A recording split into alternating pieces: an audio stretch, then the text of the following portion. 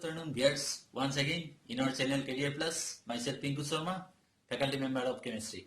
Today I am going to tell you one of the interesting topic, that is electrochemistry. Electrochemistry is very important in today's life because all the batteries of mobile phones, cars, bikes, all are based upon the principle of electrochemistry. And even the fuel cells, your rusting of iron, and future coming electrical cars, all are based upon electrochemistry because the development of batteries comes from principle of electrochemistry. That's why scope of electrochemistry is very important, because you know the batteries of watch, mobile phone, they are based upon electrochemistry, because they are in battery. Battery is nothing but cell. In batteries there is a chemical reaction takes place which gives electrical energy, and if batteries are discharged, when you recharge our battery, then electrical energy is put to convert it into a chemical reaction. That means electrical energy is converted to a chemical energy. Even the portable electronics gadgets, you see drones are flying in the sky. All are their development, all batteries are based upon electrochemistry. That's why it is very interesting. So watch it. I am going to tell you one of the important topic, that is electrochemistry. Now first, we should know what is electrochemistry. You see two terms are here. One is electro and another is chemistry. Electro means nothing but it is electrical energy. Okay, it is electrical energy. And chemistry means nothing but it is chemical reaction, as you all of know, chemical reaction. Okay, in electrochemistry what happens? In electrochemistry, electrical energy, E means electrical energy. Alright, another term is CE. CE means chemical energy. Okay, chemical energy. In electrochemistry, two things are happen. In one way, chemical energy is converted to electrical energy, and in another way, electrical energy is converted to chemical energy. That means electrochemistry is nothing but it is relationship between electrical energy and chemical energy and their interconversion. So I write electrochemistry. So it deals with relationship between EE, that means electrical energy, and chemical energy and their interconversions. So what is the scope? What is the scope of electrochemistry? I already told you what is the scope of electrochemistry. All batteries which are based upon the principle of electrochemistry, like watch battery, torch battery, mobile battery, any rechargeable battery, drone battery, any portable electronic gadgets, fuel cells, all are based upon electrochemistry. That's why this topic is very important. Now, in electrochemistry, we deals with two types of cell. Okay, we deals with two types of cell. Electrochemistry, we deals with two types of cell, that is electrochemical cell. So this is two types. One is galvanic cell, or you can say voltaic cell. Okay, and another is electrolytic cell. So first we have to know what is the difference between these two types of cell. So I can tell you briefly. In galvanic cell, what happens? CE is converted to EE. That means chemical energy is converted to electrical energy first. Next, this is a spontaneous process because some chemical reaction happens, and this chemical reaction liberates some amount of energy in the form of heat, and this is converted to electrical energy. So this process takes place itself. We have not done any external work from outside. This is itself takes place. That's why it is a spontaneous process. And in spontaneous process, delta G value is less than 0. That is, delta G value is negative. Because as we all of know, we have read it in thermodynamics in class 11. So for all spontaneous process, delta G value less than 0. And this galvanic cell process is also spontaneous process. Okay. Third point is, here redox reaction takes place. Redox reaction. Within the cell, redox reaction takes place. Redox means, oxidation as well as reduction takes place simultaneously in these cells. Okay. Then here oxidation always takes place at anode. Remember, this is very, very important. Oxidation takes place at anode and reduction takes place at cathode. And here anode is always negative, cathode is positive. And here another important thing is salt bridge is required. Salt bridge is required in galvanic cell. Okay, so these are the points of galvanic cell. Now I can tell you what is electrolytic cell. So it is opposite. Here E is converted to C. That means electrical energy is converted to chemical energy. So this process is now non-spontaneous. Non-spontaneous process. You can easily guess it. Why non-spontaneous? Because we have to external work is done here. Electrical energy is needed here to convert it into chemical energy. So electrical energy is needed here to convert the reaction into a chemical reaction, chemical energy. That's why it is non-spontaneous process. Then here also redox reaction takes place. You remember, any of the electrochemical cell, always redox reaction takes place. Redox means what? Oxidation and reduction. Then here, oxidation here also takes place at anode. And reduction takes place at cathode. But one difference is there, anode is positive here. Here negative, here positive. Cathode is here negative, here positive. And here no salt bridge is required. Salt bridge is required. So what is salt bridge? I can tell you later on here. Here no salt bridge is required. Here salt bridge is required. Here no salt bridge is required. So in galvanic cell, we need three parts. One is oxidation half, where oxidation takes place. Another is reduction half, where reduction takes place. And then salt bridge, because this oxidation half and reduction half is combined by the salt bridge. I can tell you one of the example of galvanic cell, that is Daniell cell. So Daniell cell is especially based on zinc copper cell. So except Daniell cell, you can also take nickel, cadmium, chromium, lead cell also. These are all electrochemical cell. And when you take zinc copper, this is one of the example of electrochemical cell, that is galvanic cell. Its special example of galvanic cell is Daniell cell. When you take zinc copper, you take other also metal which is in the electrochemical series. These are all electrochemical cell. Okay. Now the Daniell cell is especially zinc copper cell. Okay. So what we take here, in Daniell cell, I take a zinc rod. So this is zinc rod. So zinc rod is dipped in its aqueous solution. Aqueous solution, we take zinc sulfate aqueous solution. Similarly, in another container here, you take copper rod. Copper rod is dipped in its aqueous solution. So this is copper sulfate solution. Now we can connect it through a conducting wire. So like you take ammeter, I take ammeter here. Now what happens?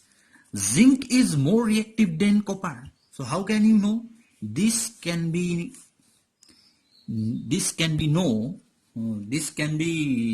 found from electrochemical series. So I can tell you in the next video what is electrochemical series.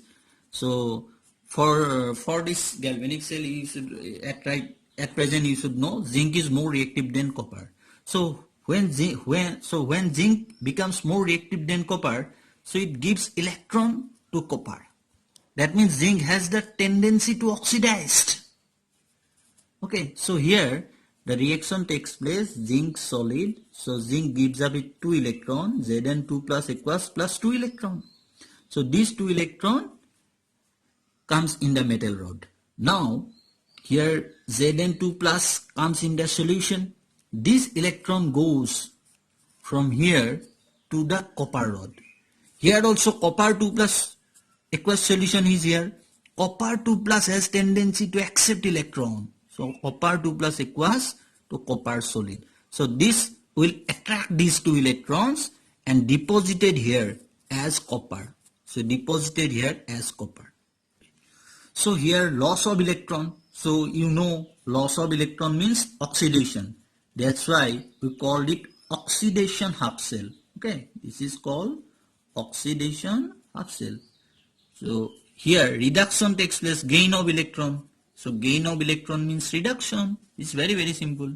So this is called reduction half cell.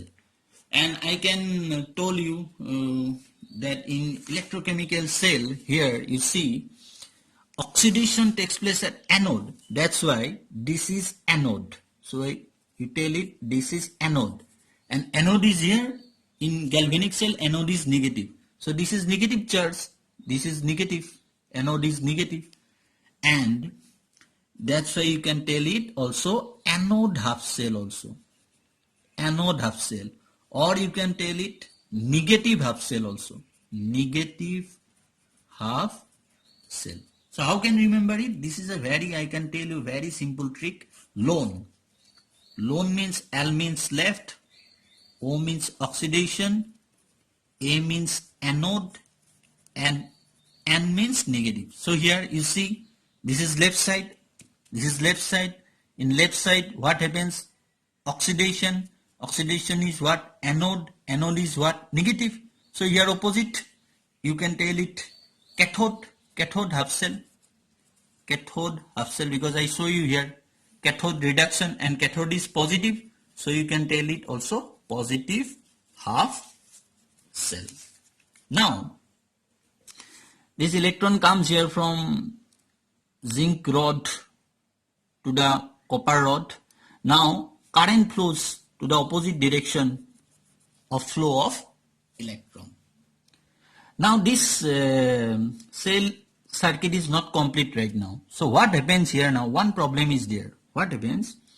This zinc rod converted to Zn2 plus aqueous and 2 electrons. So electron will slowly comes to the metal rod, and Zn2 plus also accumulate in the aqueous solution.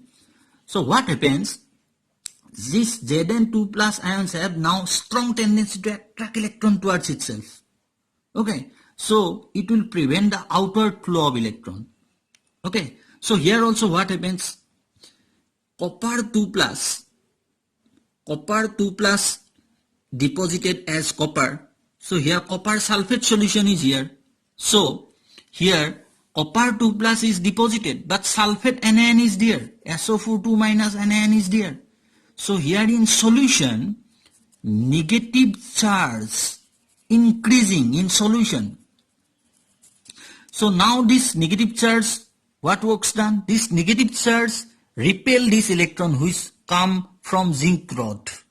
So here also Zn2 plus, here positive charge increasing in solution. So there is a imbalance of charge. So can you understand here? So I can tell you again here. Here electron will come to the metal rod, Zn2 plus slowly accumulate in the solution. So this Zn2 plus and attracts this electron towards itself. As a result, what happens? It will impede the flow of electron from here to here. Similarly, here copper 2 plus deposited as copper, but in the solution copper sulfate is there. So SO4 2 minus is here. So SO4 2 minus in aqueous solution. So concentration of negative charge is increasing. So this will repel the outward flow, inward flow of electron from zinc rod to here. So this can be solved by using a salt bridge. Salt bridge. So salt bridge is what? Salt bridge, it is inverted U-tube. So like that. This is inverted U-tube. So it is filled with salt like KCl, KNO3, NH4NO3 like that. filled with salt with agar gel. So this is gel. It is a semi-liquid. So what is the role of agar gel? It will flow. It will flow the movement of the ions. Okay, agar gel. So we use here salt bridge. We use here salt bridge like that. It is an inverted U tube. So here we used KCl with agar gel. So what happens in this solution? The concentration of Zn2 plus is increasing. Here in the solution, concentration of sulfate ion is increasing. Imbalance of charge. So what happens in salt bridge? The Cl negative ion comes this side and K plus ion comes this side. So this Cl negative ion balance this positive charge and K plus balance this negative charge. That's why it can, in this way, by balancing this charge, in this way it completes the circuit. Okay. As a result, electron will again flow from here and it will accept this electron because it balanced these charges. Here positive charge is balanced by the negative charge. Here negative charge sulfate ion is balanced by the K positive charge. Okay. In this way it can complete the internal circuit. That's why the role of salt bridge is very, very important. Now we can see what are the functions of salt bridge. Now I can tell you function of salt bridge. First function is it connects two half cells. So this is oxidation half cell. I show you. This is reduction half cell. So it can combine. So through this salt bridge, it can combine these two half cells, oxidation and reduction. This is the first point. It combines these two half cells. Okay. Second is it maintains electrical neutrality of the two half cells. So I can show you here the concentration of Zn2 plus is increasing, positive charge is increasing in aqueous solution. Here concentration of SO4 2 minus is increasing, that means negative charge is increasing. So it can be balanced by this salt bridge, this electrolyte KCl. So that means it maintains electrical neutrality. It can neutralize because Cl negative comes here, balance Zn2 plus ion. K plus comes here, balance SO4 2 negative ion. That means it can neutralize this.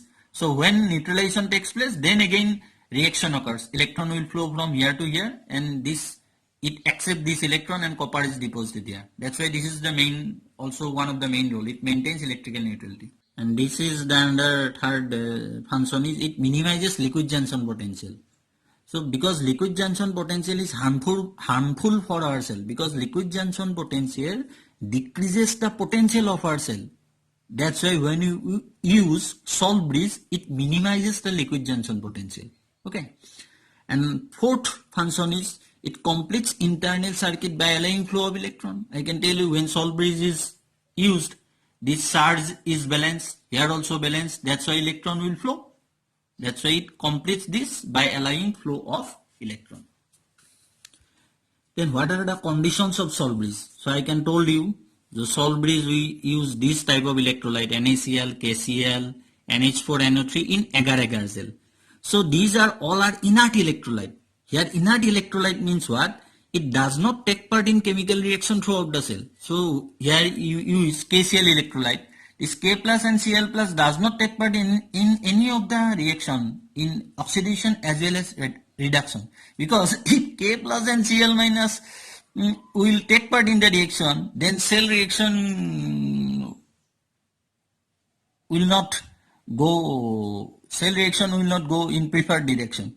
Okay, so that's why inert electrolyte is used. This is active inert electrolyte which does not take part throughout the chemical reaction, but it neutralizes the charge, which is very, very useful to complete the inner cell circuit of the electrochemical cell. That's why NaCl, KCl, ammonium nitrate is used. And another important condition is mobility of cation and anion should be same.